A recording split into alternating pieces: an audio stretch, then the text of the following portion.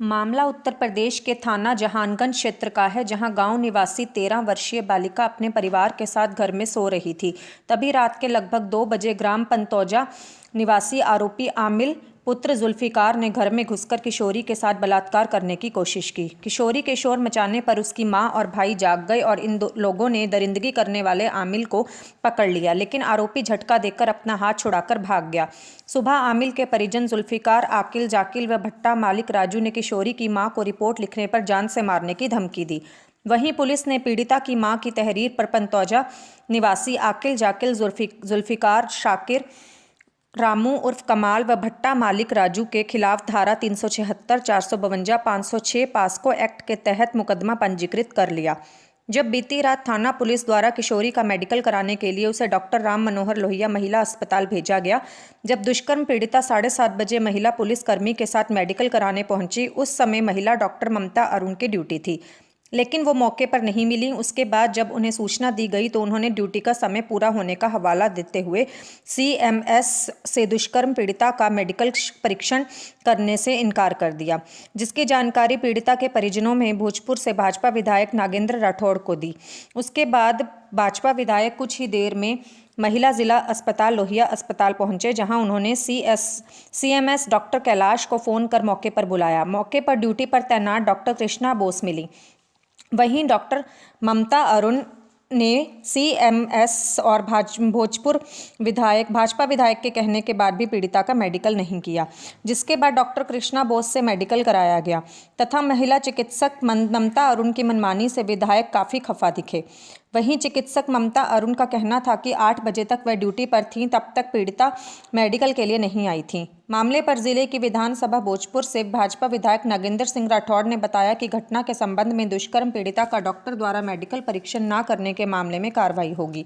लापरवाही बर्दाश्त नहीं की जाएगी तथा इस मामले पर जिलाधिकारी और CMO दोनों से बात की जाएगी।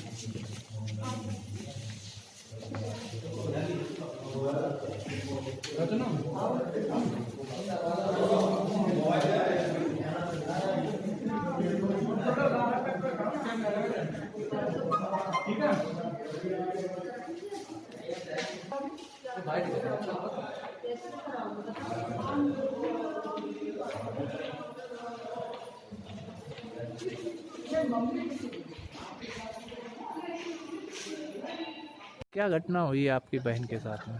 मेरी बहन के साथ बलात्कार हुआ है सर। कब और किन किन लोगों ने किया है? ये कल रात की बात है, करीबन 2 बजे की तब हुआ था ये सर। एक लड़का था गाँव ही का है। कैसे क्या घटना हुई है?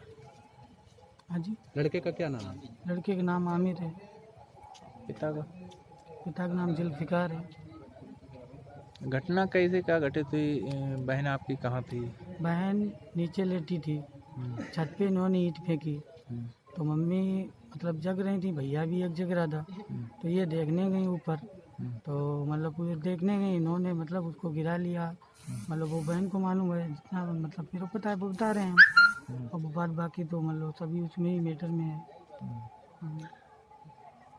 तो आप लोगों ने कैसे जाना कि यही घर में आया? जब ये घर में क्या हमने पकड़ लिया था सर। पकड़ लिया? हाँ। फिर छोड़ कैसे दिया? छोड़ के इनके बाप आए, इन्होंने खूब मारा, मतलब धमकी दी, ये कर देंगे वो कर देंगे, थाने जाओगे क्या कर लोगे मेरा, ये है वो है। बहुत इन्होंने मतलब उल्टा सीधा बोला मेरे को। तो दबंग लोग हैं? हाँ, ये दबंग लोग हैं, क्योंकि मोहम्मदन बस्ती मेरे यहाँ ज़्यादा है। हिंदू वर्ग लोग हम 10% हैं, ये 90% हैं। पुलिस में FIR हो गई है। मेडिकल कराने आए थे, दिक्कतें आई, विधायक जी आए थे? हाँ, विधायक जी आए थे, मेडिकल नहीं हो रहा था, फिर विधायक जी आए। मेडिकल क्यों नहीं हो रहा था? वो मैडम नहीं कर रही थी ना, बोलने हमारी तो छुट्टी हो गई है। अच्छा। हाँ, ड्यूटी मेरी ऑफ हो गई है और हम यहाँ आ गए थे 7:30 बजे। 7:30 बजे आप आ गए? कितना टाइम हो रहा है? अब तो हो रहा है सर। अब मेडिकल हो रहा है? हाँ, मेडिकल अब हो रहा है, जब विधायक जी आए तब हुआ ये। को लेकर आपको महिला अस्पताल आना पड़ा? ऐसा हमारे विधानसभा में जहानगंज थाने में एक गांव है पतौंजा। मैं चूँकि थोड़ा ज़िले से बाहर था, उस समय मुझे पता चला है कि एक बच्ची के साथ बलात्कार हुआ है। तो एसओ से बात हुई, मुकदमा तो लिख गया।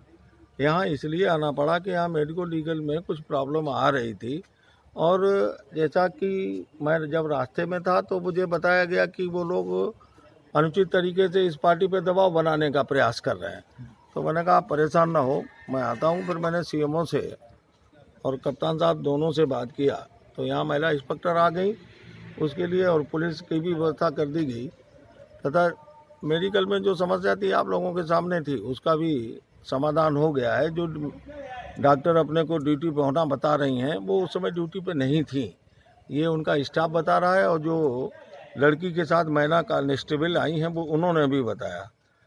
अब खैर वो समस्या का समाधान हो गया है, और उस पर जो कार्रवाई होनी है वो होगी। ममता अरोड़ा ये कमालगंज में तैनात रहे हैं, यहाँ अटैचमेंट में, वहाँ भी इनकी शिकायतें रही हैं, एब्सेंट नहीं, अब यहाँ इस भी- विषय पे कार्रवाई होगी, शिथिलता किसी की बर्दाश्त नहीं होगी, और खासकर स्वास्थ्य और प्रशासन में उन लोगों को जिनकी कानून व्यवस्था की जिम्मेदारी है, इस तरीके की निग्लिजेंसी कतई बर्दाश्त नहीं होगी। अगर वो इस तरीके की उनकी रवैया है तो उस पर कानूनन जो भी कार्रवाई है वो की जाएगी। सरकार का जोड़ भी है, बेहतर स्वास्थ्य व्यवस्था बनाए रखना, लोगों तक स्वास्थ्य सेवाएं पहुंचाना और डॉक्टर उपस्थित रहना। तो कल अब क्या उन्हें हम करें? अनुपस्थित तो नहीं कह सकते हैं, लेकिन उन्होंने जानबूझ करके, जब वो कह रहे हैं हम 8 लिखित में दे रहे हैं, आप लोगों ने रजिस्टर पे देखा है, जो सीएमएस ने उनको लिख के भेजा उसमें उन्होंने कहा मैं 8 बजे तक थी, जबकि महिला कांस्टेबल कह रहे हैं कि 7:30 बजे मैं आ गई थी यहाँ। तो वहाँ का लोकल स्टाफ भी उन्हें बता रहा है कि वो पहले निकल गई थी। अब ये उनकी उदासीनता है या जानबूझ करके निग्लिजेंसी है, इस विषय पे आगे कार्रवाई के लिए सीएमओ और डीएम मैं दोनों से बात करूँगा। सर, जो जहानगंज में बलात्कार की घटना हुई उसमें क्या कार्रवाई हुई सर?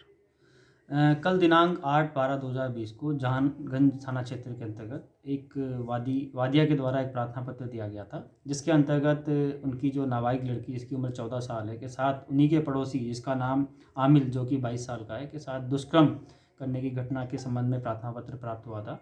और साथ ही साथ इसमें 4 अन्य लोग जिन्होंने शिकायत करने पर जान से मारने की धमकी के संबंध में भी उसमें शिकायत दर्ज की गई थी। तुरंत से जहानगंज थाने पर उचित धाराओं में मुकदमा पंजीकृत करवाया गया। साथ ही साथ जो पीड़िता थी उसके 161 के बयान दर्ज करवाया गए। साथ ही साथ तुरंत से मेडिकल परीक्षण करवाया गया, और इसमें हर संभव जो मदद थी उनकी की गई है। और इसमें जो मुख्य आरोपी आमिल है उसको गिरफ्तार किया जा चुका है। साथ ही साथ अन्य 2 आरोपित जो नामजद हैं उनको भी गिरफ्तार किया जा चुका है। कहीं पर लॉ एंड ऑर्डर की कोई समस्या नहीं है, और बाकी अन्य जो नामजद हैं उनको जल्दी गिरफ्तार किया जाएगा और आवश्यक वैधानिक कार्रवाई की जाएगी।